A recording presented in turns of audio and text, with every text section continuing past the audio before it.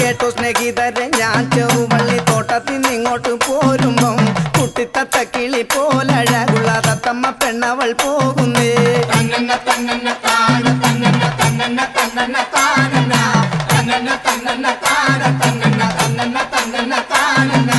കണ്ടറിവുള്ളൊരു കാര്യമില്ലാതെ എങ്ങനൊരു വക ചോദിക്കും കുട്ടന്മാർ ഭൂമിയിൽ കഷ്ടപ്പെടുന്നത് കണ്ടിനാൽ കണ്ടില്ലേ ദൈവമേ